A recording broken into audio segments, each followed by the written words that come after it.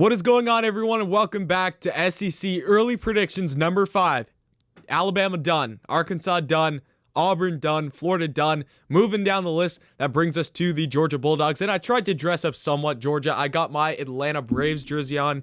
Obviously, Ronald Acuna Jr., because he is the greatest player on that team. Love Acuna. By the way, for you Braves fans out there, which if you're a Bulldogs fan, I'm guessing you're from Georgia.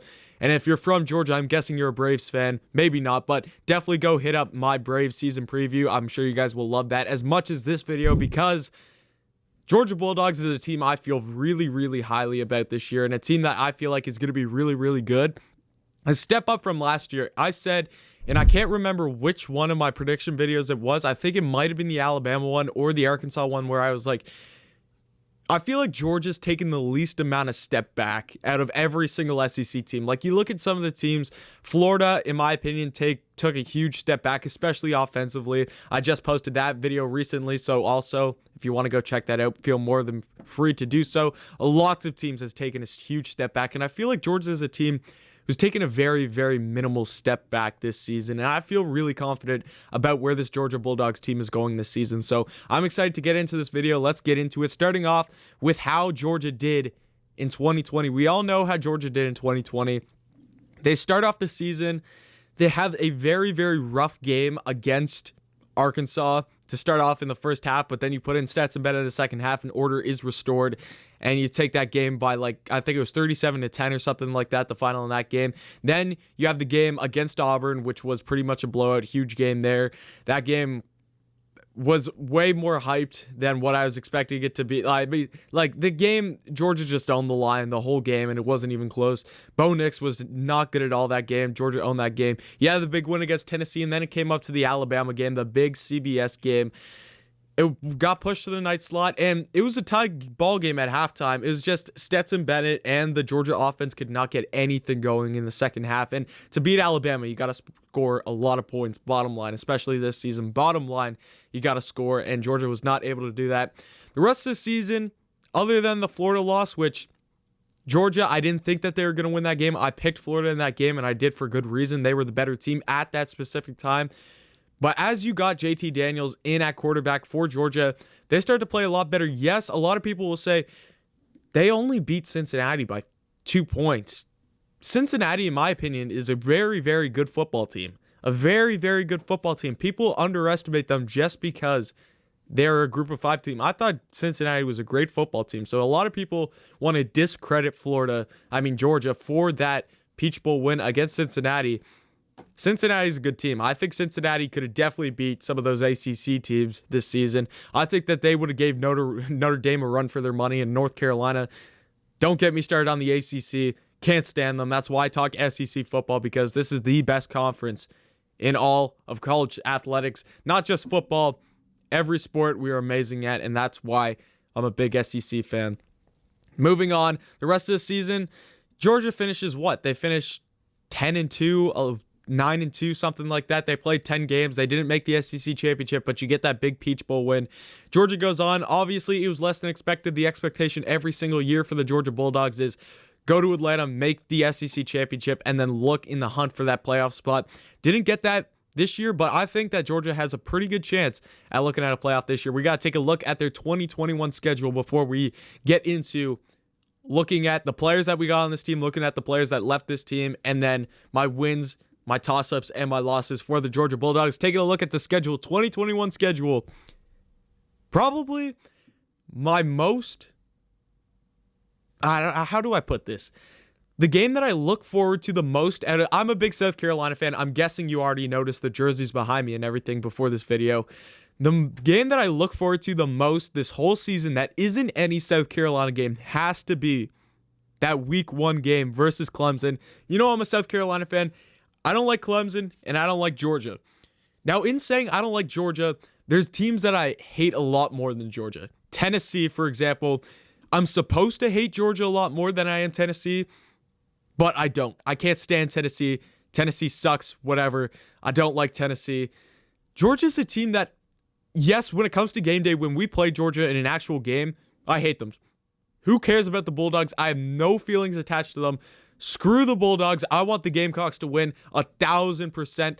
I don't like Georgia. I don't like the logo. I don't like seeing Georgia Bulldog players on that specific game day or on that Georgia game day week. I don't like Georgia at all. And I feel like that's the same goes for any single team in any single situation. But other than that, I wouldn't say I'm a massive Bulldogs fan, but it's not like I go and I cheer for the Bulldogs to lose every single week. That I do with the Clemson Tigers. And I, for one, am going to be very, very excited to finally be able to openly say that I am cheering for the Georgia Bulldogs in this game against Clemson.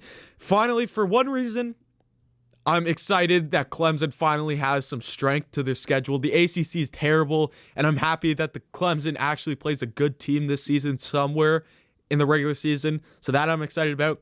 And two, to root for a team that I'm normally hating against, to go beat the team that I hate the most. It's just something new, and I'm excited for it. So go Bulldogs on September 4th. Then you go at home. You're sticking at, oh, by the way, that game is in Charlotte, North Carolina. You're sticking at home versus UAB. That's on September 11th. September 18th, you play South Carolina in South Carolina. I don't need to mention to you guys what happened the last time the Gamecocks came to Sanford Stadium. Then you go September 25th away in Vanderbilt. You're back home October 2nd versus Arkansas. You're away in Auburn on October 9th. You're back home against Kentucky on the 16th. Then you got your bye week on October 23rd, heading into the big game on October the 30th in Jacksonville, Florida. Of course, that is against your rival Florida Gators. Then you stick at home. You're against Missouri on November the 6th. You're away in Tennessee on November the 13th. You're at home versus Charleston Southern on November the 20th. Then you're away at Bobby Dodd Stadium in Old Atlanta to take on your rival, the Georgia Tech Yellow Jackets, on November 27th. And then finally, that last game, which hopefully, I'd say it's a pretty realistic goal for the Georgia Bulldogs nonetheless, that December the 4th date, SEC Championship definitely should be something circled on the Georgia Bulldogs schedule. December the 4th, the old trip to Atlanta, the SEC Championship. It is time now to take a look at who's Georgia lost this season, and I think that that's definitely more on the defensive side of the ball. The offensive side, the big guy that you name off for losing this season, at least in my opinion, Demetrius Robertson, great wide receiver, really reliable guy the last couple seasons. He's not on the team anymore. Yes, it sucks he goes to the draft, but that's just what happens every 4 years. Defensively, you're losing Ojulari, you're losing Monty Rice, you're losing LeCount. So those are some pretty big defensive guys that you're losing. But I think you still got talent all over the board on this Georgia Bulldogs defense especially. Still got Nolan Smith. You got two of your top 5 biggest recruits of all time in program history still on this defense in Ringo and Nolan Smith. I think you guys still have tons of talent. You got Jordan Davis at the nose tackle, who I'm a big fan of. I think he's an amazing player. You got Cine at the free safety slot still. You got Kimber as your second cornerback. This team is going to be fine. Dean as your Mike. You got Walker as your money linebacker. You got Anderson as your Jack. And then you got Walker and then Wyatt as your other 2 D linemen. I think that this team is going to be absolutely fine defensively. They were really the team that showed any sense of consistency on the defensive side of the ball for the whole SEC last season. So I think defensively, even though you're losing 3 big guys for the Georgia Bulldogs, I think you're going to be just fine there. In the offense, this is the offense that has taken the least amount of step back in all of the SEC, in my opinion. Florida, Alabama are definitely going to be the 2 biggest step backs because, one, Alabama's losing Mac Jones, Devontae Smith, Najee Harris, Jalen Waddle, and who else they lose? I think that's it. I think off the top of my head. Oh, and you're losing Leatherwood, and you're losing Dickerson on the offensive line. So Alabama, yes, you're losing a ton of guys, but they reload really well. Florida, you're losing Trask, you're losing Tony, you're losing Pitts, you're losing Grimes, you're losing Pierce, you're losing a ton of talent there for Florida. I don't know how I just did my predictions video for them. In my opinion, the receiving core that they're bringing in, yes, the drop-off was still bad, but it's not as bad as people think. But Florida's offense, I think, is still going to make a huge shift in how they play this season. Georgia's offense, JT Daniels at the quarterback, obviously. You have Brock Vandergriff coming in too, but I'm guessing JT Daniels is still going to be your guy. Zamir White, Cook, McIntosh, those 3 in the backfield. This rushing game was absolutely lethal at sometimes this year, and it's credit to the offensive line and just the push that they get. Unbelievable offensive line and rushing game you got from Georgia. And then the wide receiver position. George Pickens, who I picked as my most disappointing player in the SEC this season, he still has talent. He has tons of talent to be one of the best, if not the best, wide receiver in the SEC this season. I don't see why not. He's just got to work out. He definitely has the talent. Keir Jackson, Blaylock, and then you got Jermaine Burton. You got the talent at the wide receiver position. You got the talent. You have some three-headed monster in the backfield. And you also got Milton in the running back position. You got a four-headed monster in the backfield at the running back position. You got a great offensive line. And JT Daniels, he looks like he could be a real bright spot for the Georgia Bulldogs this season. Going into the recruiting class from this season, because what are they, the fourth or third best team in the country recruiting-wise? South Carolina's dead last, and I just look at this in absolute awe because I guess Georgia's been pulling these numbers for the last couple of years, and it's just like we expect to get a bunch of 5 stars every year and a bunch of 4 stars, but this to me, you got Mims, offensive tackle, third best O-lineman in the nation, 7th best overall. Brock Vandergriff obviously being the second best quarterback out of this class, 16th nationally. You got Sori, outside linebacker, as well as Mondin, outside linebacker. Why am I saying offensive linebacker? It makes no sense. You got tons of wide receivers, more defense, more D linemen, more outside linebackers, wide receivers. The list goes on and on and on for the guys that the Georgia Bulldogs are pulling this season. So they're bringing in a very, very good class this season, and I feel like that's just what you expect every season for Georgia. Wins, losses, and toss-ups. Why not we get into that? Probably what most of you guys come here, because this is probably the most exciting part of these videos, the part that you look for, because just going through the schedule, yes, you know the schedule, you know who you're bringing in, and you know the lineup you have, but this is just my opinion. I have no effect on how this team plays this season. This is just me giving my opinion. Automatic wins for the Georgia Bulldogs. UAB, I hate putting this, but my South Carolina Gamecocks, I have to be realistic and not biased. Even though I had a lot of Florida fans saying that you were biased for putting South Carolina in the toss-ups against Florida, I still mean that. I don't take that back. South Carolina is a win. Vanderbilt, Arkansas, Auburn, Kentucky, Mizzou, Tennessee, Charleston Southern, and Georgia Tech are all guaranteed wins. And then in the toss-up category, Florida, first of all, before I touch on Clemson, I want to talk about Florida because I put Florida in an automatic loss spot for the Florida Gators, or I put Georgia in the loss spot for the Florida Gators.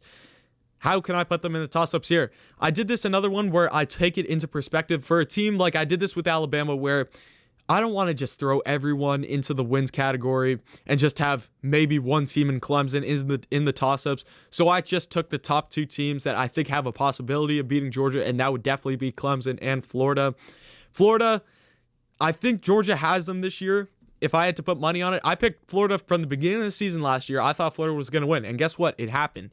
I think Georgia's the better team this year, so that's why I had them in the losses category for Florida, but I had to put them in toss-ups here. I think that this game's more of a 70-30 game. I think that Florida has a chance in this game. I wouldn't say that's an automatic write-off. It's going to be an absolute blowout, but that is why I had Florida in the toss-ups here, and I had Georgia in the losses.